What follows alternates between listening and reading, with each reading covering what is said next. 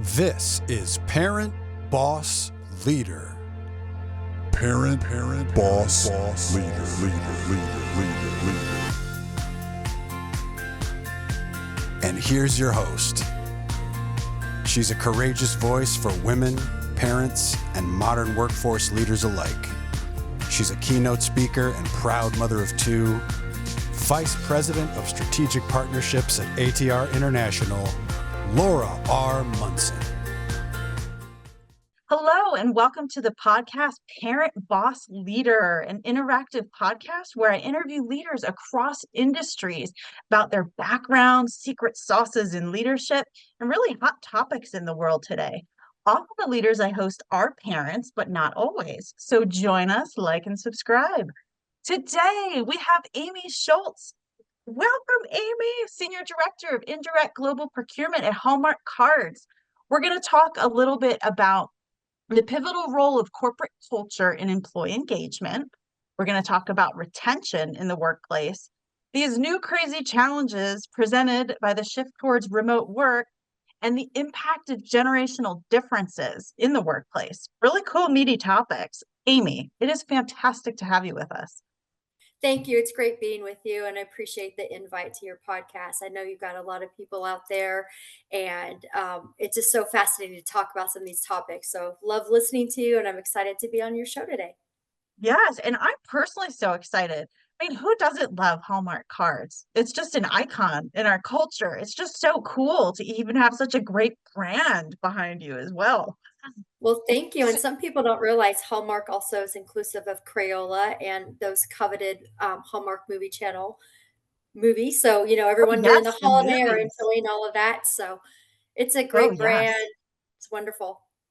Yeah. So, Amy, today really wanted to talk about transition in work environments across the US. It's a crazy time. As someone who's spoken yourself extensively on these topics, I think your perspective is really going to be valuable for other leaders to hear as well. So let's dive right in. Can you share why you believe a strong company culture is essential for employee engagement and retention? Yes.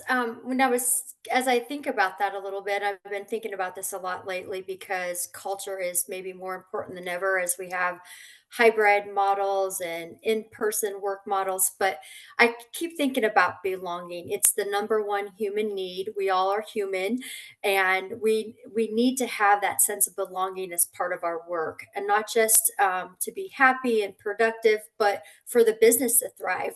There's a ton of research on this. It just goes on and on and on, from Harvard Business Review saying it's so important to have a strong culture to make sure that you can drive employee engagement, collaboration, creativity, and all those things improve outcomes. Gallup talks about high productivity being tied to employee retention. Everyone cares about that, especially in today's world. Deloitte, a great place to work, Gallup, all of these research companies continue to talk about that positive culture, the importance of that higher level belongingness, and what leads to employee satisfaction, and ultimately loyalty, business performance increases, and the productivity that we see out of our teammates. Wow. I think that's really a great perspective. And I love some of the big companies you've named. They are great places to work and have such internal culture dynamics that really are admirable for other companies to follow.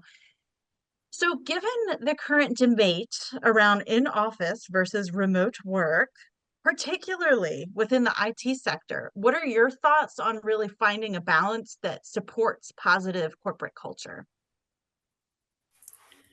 I've always felt strongly that work is what you do and not where you do it. So I think it's very important to me that it's about the work and the people doing that work and not just where you're located.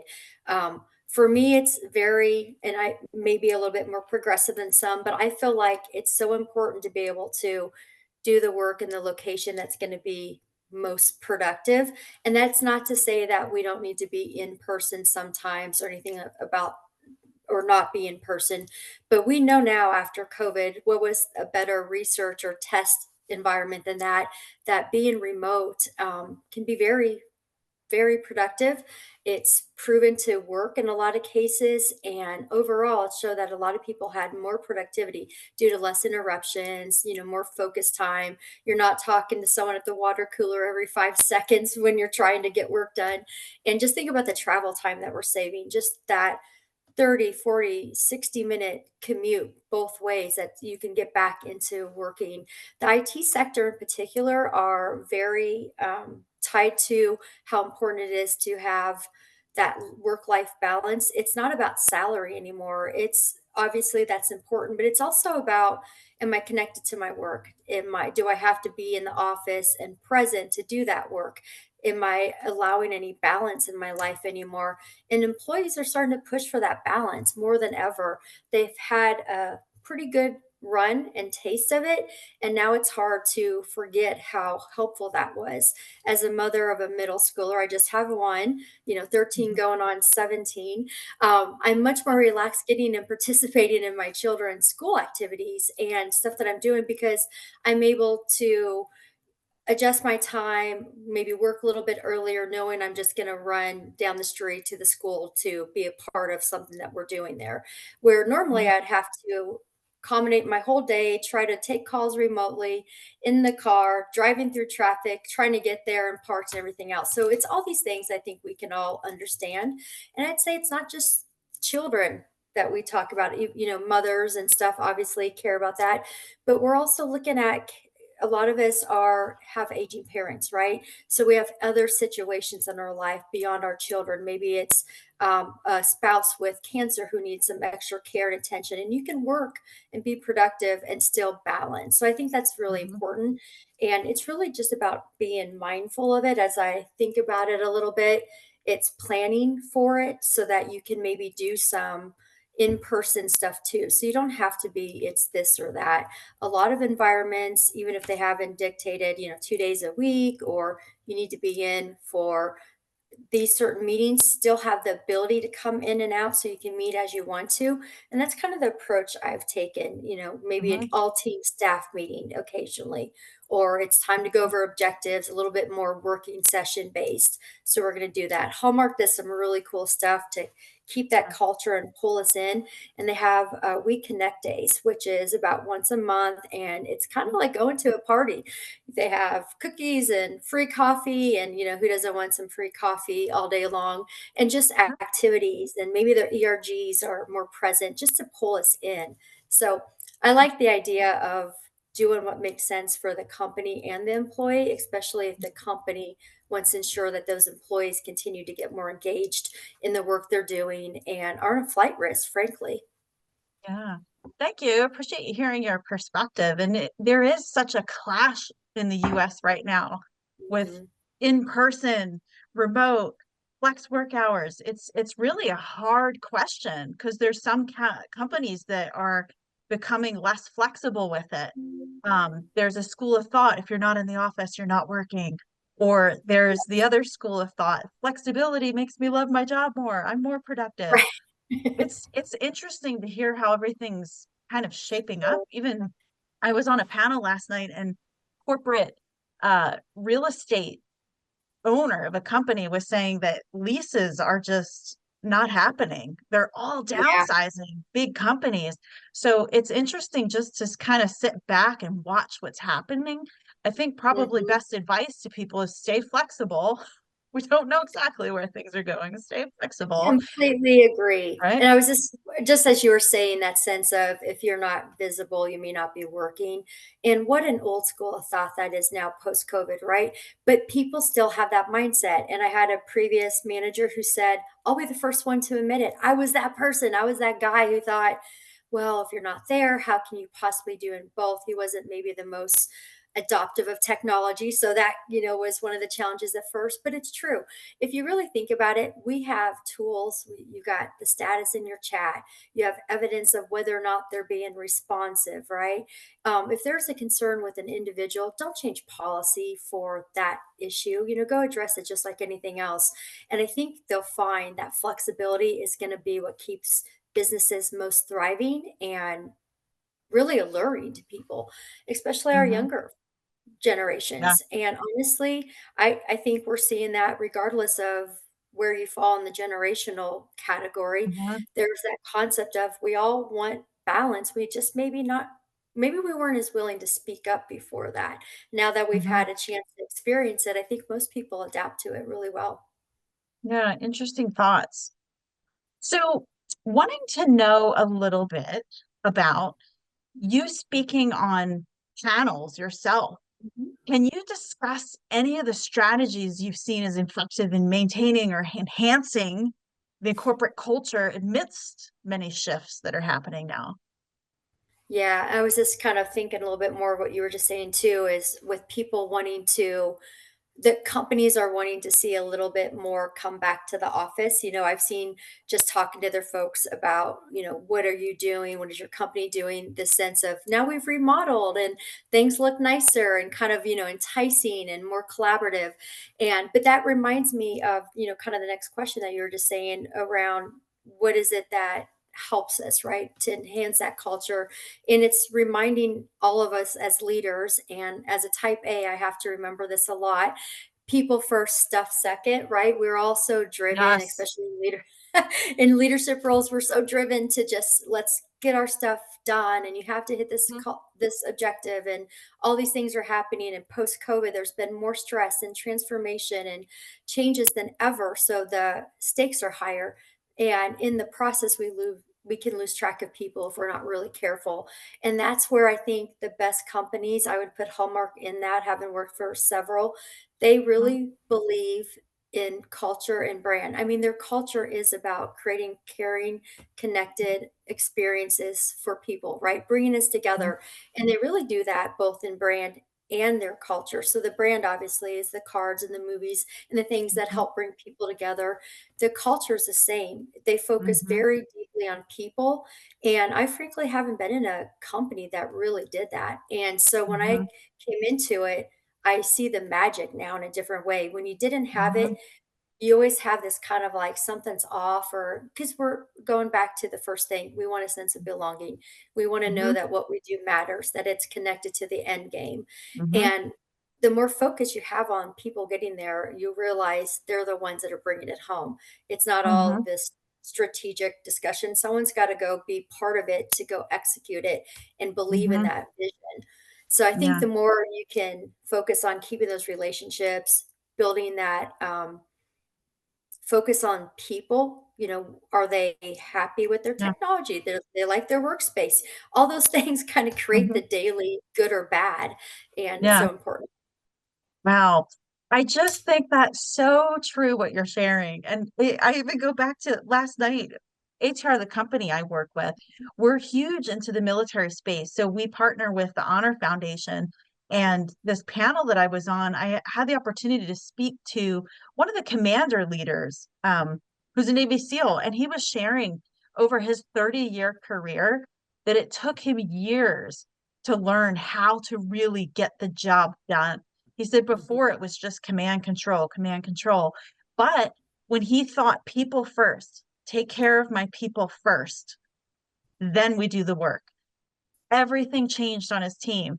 When you consider people and what their little wants and needs are, if you listen to them and hear them, they work 10 times harder. So it's kind of interesting hearing you back that up as well. And the Let's dig research, in. Oh, all those go ahead. things that we just talked about totally backs that up. It's Hmm. and now that we're seeing more people kind of pushing back on the concept of, oh, I don't know Hmm. if I'm going to work for that company if they're going to make me work back in the office 5 days a week.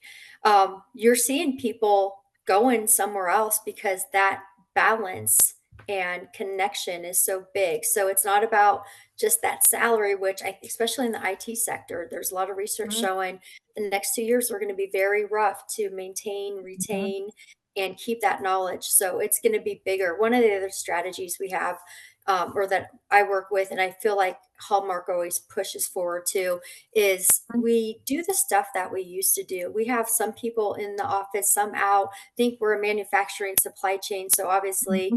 we need someone on the line, but more of the business corporate side of the house. It can be different. The creative teams are probably a little bit more in person because they're collaborative in nature. They might be working on their poems and their art and all this stuff, but it allows that flexibility. and they broke it down to a manager level to do what makes sense for that group, which I think is Hmm. also a very smart thing to do.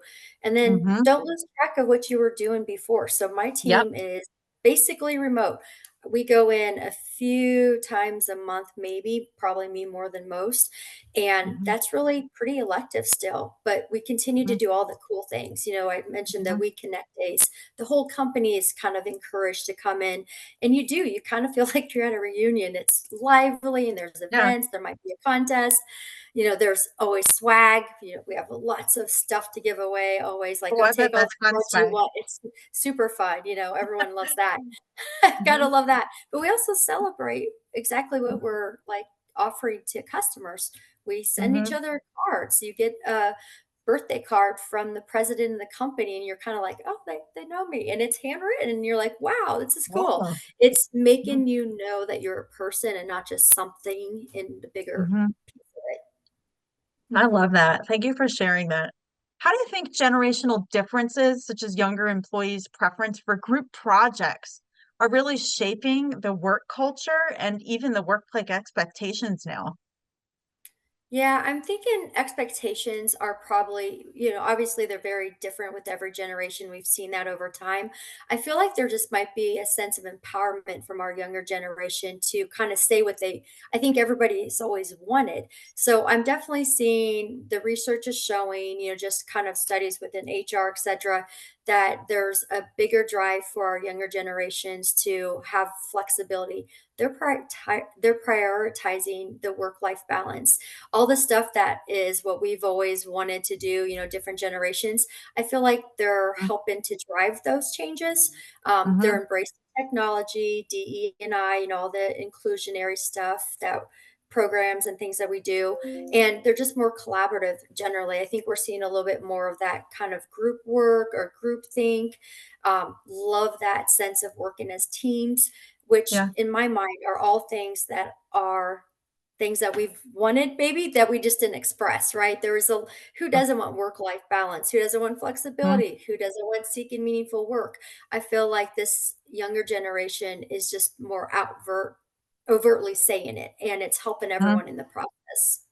Yeah. Now, speaking of the younger generation, job hopping is more common. So, what do you think about maybe helping to keep this group and maybe even other groups in the workplace who don't really feel that loyalty to a company anymore? What do you think are things that companies can do to really create that environment that make employees want to stay? Yeah, I think it comes back to what we were talking about before. Are we focusing on people or things? Do you feel like you're just something that's there and you're just, here's your project, go do it? Or are you being embraced for your natural talents? Are you given other opportunities, maybe stretch projects? Again, this job hopping, when you start to ask the questions, HR asking during an exit interview, if you ask your current employees, which I would suggest, treat them like they're on their way out, and you'll learn a lot. So what do you want to do right now? Are you feeling like you're getting what you want? Do you have different interests? Is there something that you would like to work on? As a procurement professional who has all services, all software, and all of the indirect, so think supply chain, that's not the stuff we make and buy, there is a whole lot of projects that I can offer to Mhm. anyone who wants it. And I think if you think that way, it will help avoid that job hopping.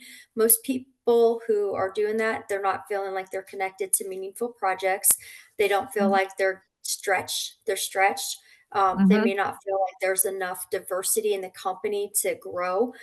Who hasn't been in that position before when you're like, okay, I've been here for 5 years and everything above me looks like it's going to be filled for the next 10 years if you're looking to move upward, right? So Mhm. sometimes that lateral move is better and you're getting opportunity for other stuff. And what we're seeing with job hoppers, if you will, it's connected to that project, connected to the people, connected to the company, Mhm. connected, belonging. Back to the number one thing I was saying, we're human. We want to belong. We want to matter. We want to be contributing to what's going on. Yeah. Thanks for sharing that. I think that's true. It's kind of a commonality with human beings. We do Yeah. want a sense of purpose. And if a company can really draw folks into that, that does really help foster an environment of commitment. Well, So and you, especially if, oh, sorry, I was going to say, especially mm, if you have those other areas, like Hallmark's a great example, and it's top of mind, obviously, since I'm there. But you have the movie channel; it's a whole business. You have Crayola, but you also have finance and manufacturing, and all these licensing artists. You can kind of go any path you want. And what's interesting in companies that offer a lot of stuff and people who are sharing that out with their employees, like, you mhm, don't wanna lose them the minute you get them, but if they're working for the company and you're growing them for another job, we have people who've been there 30 and 40 years, and that's normal. yeah, I'm thinking, "Oh, wow, how you must been in that job for a long time." And nope, mhm, they've been in about 15 of them, and they're not yeah, hopping jobs because they have that yeah, ability. I also feel like job hopping, I used to think was a negative thing, and I think, depending on how frequent it's happening and the why, but I had a CPO, so a chief procurement officer, tell me mhm, once, you should move sometimes. You're going to get better when you see it from a different perspective. Maybe the mhm, customer versus the sales side, or vice versa. Maybe mhm, from a couple of positions in other companies. So that always mhm, stuck with me. So in a company that offers other points of view and different areas to go mhm, to, I think it's naturally satisfying. But I also think at some point, um, there might be something there that can be helpful for the employer. You sometimes win by seeing that outside perspective. For the yeah, employee, they get another perspective. But again, it's all relative to, are you leaving every 6 months, or, is there a yeah. bigger Are you underlying issue? strategic? Yes, Yeah, yes. no, it's good. It's a more diverse perspective. So moving on to parenting, you mentioned your mother. What type of legacy do you want to leave on your child, and how does that really shape you as a leader in the workplace? Wow, that's getting deep today. Yes. Legacy for my daughter. If I just kind of think through the big things, I've always wanted to empower her, Mhm, educate her, make sure she's a hard worker. Accountability and hard work in my mind goes together. I want to make sure that you're not a victim, right? It's like, oh, this happened to me. No, you have control over certain situations. You don't have control over others, but you can choose how you react to it. And so I focus a lot on that too. There's things that are going to happen that you just don't know. Business is the same way. mhm, And you have to be able to shift. And then also just kind of a safe place. So I think that legacy is basically self-sufficient. If I if I mhm, summed up empower, educate, mhm. accountability, hard work, and safe place to fail, you know, win or fail fast, but move on. Don't let it get stuck. I would Yeah. say it's really just about being self-sufficient. And now that you say that, I feel like those same value statements, or systems rather, are really embedded in how I work too. Because Wow. I try to empower my people so that they're able to go. So my team, you don't need me for everything. I don't want you to think you don't have I will back you up. As long as Mhm, you're not being wild about what you do, right? yeah, It's like, you're gonna do the job. We're hired you because you know what you're doing. Let's let them do it, right? And mhm, I will say that Hallmark is very good about that. They believe, again, it's about the people. You're not just a thing. We don't need to tell you how to do everything. mhm, It's hire to fit that culture, which is something that I didn't think of until right now, too. Is there's some companies, and I would say Hallmark is one of those, and I've been a part of other ones, focus very hard on that fit to the existing culture. And I think that's why it's successful. So when you go back to strategies, it's not like, you're qualified. We know you can do the job. Now we want to know, do you fit into who we are? Because it's like a mhm, family extension, right? And there's a lot of focus on making sure you're a good fit. And I think that helps when you bring in people. And I think about that from other business friends in mhm, business and stuff I talk to. They it's all about, we work good as a team. We mhm, work good as a team, and we're not bringing the next one in just because you're technically, check the marks. You fit the culture. And now that I think about yeah. that, that might be one of the most important things. Speaking about culture, I'm wondering about you and your role at Hallmark. Mhm. How are you able to really influence and shape the culture yourself in terms of procurement, working with a wide range of internal and external people? Yeah, I'm very fortunate in that sense because when you're in a procurement like role, you're kind of in a shared services role. So think most companies will have procurement and legal and finance, kind of the staples of everything. But you Hmm. also get exposed to a lot of senior leadership very early, enterprise wide projects. You get a sense of how the different lines of businesses operate. And Hmm. so you start to build these relationships pretty quickly. And because you have that Hmm. exposure, you also kind of see, what works really well. You can see the teams that are working better than others. So you start to kind of take that in because you're just exposed to all the projects across the enterprise, and in this case, the enterprise and our Hmm. subsidiaries. And so Hmm. I think sometimes I'll look at that and you see someone who's modeling everything and they seem to just have the respect of their team, and I'll kind of study them like what are they doing that's making it work? Is it just that core dynamic or is there something going on? And usually it's something that you can identify. So I would say that helps me with my group when I think through the culture. Like, what do I want? I want a very adaptable team. So I tell them that. I'm like, we want to be adaptable. We want to focus on um, bring improvement. Don't, and nothing's too small or silly or insignificant to talk about. So I try to just be very transparent. This is what I want our team to look like. What do you want your team to look like? And we will Hmm. have those conversations. Hallmark, and I'm sure other companies do this too, but they have cultural values and their words. It's inclusion, it's fiscal responsibility, it's just a whole bunch of stuff, diligence, transparency, things like that. And it's a way for the leaders to tie into the culture. These are the 20, 30 core cultural values that we have or attributes. And it's a way to build your leadership program and what you're doing within your organization. And so for my team, and I know our president also does this, we'll pick certain values. And so my leadership team and I said, what do we care about?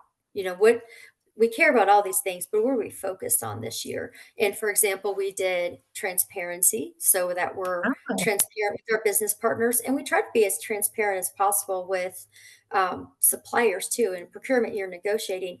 And you just kind of automatically assume you're fighting for the same stuff. But one of my favorite things ever is a story, and it was from law school, and it was a negotiation. We had lemons and two people, and they both get a script that says, we need those lemons. One's making pie, the meringue, one's making lemonade. Well, you assume you're fighting each other immediately, right? Well, really, if you could have all of the lemons and share them and make what you need to make. And I think that kind of those are cultural attributes, like be open and transparent with each other. And that's just an example of how it works better. Discipline, pioneers, not perfectionists, which is a good one as a type A, right? Hmm. Like you don't have to be perfect every time. So we try to build upon those attributes and pick what makes sense for the goals we have ahead of us. Yeah. I love those little examples and nuggets and Mhm. picking key attributes to focus on for the year, even transparency. It's powerful. There's power in being Yeah. transparent. I think employees, especially reporting up through management, when they know what's going on, they feel like they're being treated like adults to handle the information, right? That's a great example, and that goes back to treating them like people, right? Hmm. You're not just some person working on a project. If you understand the financials and what's going on and why we're doing what we're doing, then you're feeling connected to it, and you're like, "Well, here's how I do that part of this." And it Yeah. starts to create that loyalty, that sense of belonging, all those things that we said that equal productivity and happiness for the team members. Well said. So I'm going to ask one final question, Amy. Okay. What do you think if you could give advice to, say, other leaders who are listening to our show right now? How could they help build a more inclusive environment to help maintain that positive team culture? What would you share? Well, the first thing is you have to be intentional about it. So, culture can slip if you're not paying attention to it. It can change totally, and then you don't recognize your own kind of company or what you believed was important to get the work done. And so I think you need to keep focus on it. And I think it's tops down and bottoms up. You it's really about making the whole company feel like they're part of it. So that's the inclusive stuff, because everyone has different perspectives. You need their feedback. Go get a pulse on the employees' thoughts, not just when maybe someone's leaving or coming in, but start talking about it more, during staff. Just keep it front and current at all times. I'd say live the brand. If you are creating this culture, try to model that. Be very careful to do the things that you believe are true. That transparency. That's not always an easy thing. You're like, well, here's the bottom line. The reason I'm asking this is because this affects that decision. And they're like, oh, okay, cool. Yeah. Now it makes sense. Instead of having 15 emails, bantering, what is the question? Why are you asking Yeah. me that? You just get there quicker by saying, hey, we're all on the same side. This is what we're talking about. And it's educational too.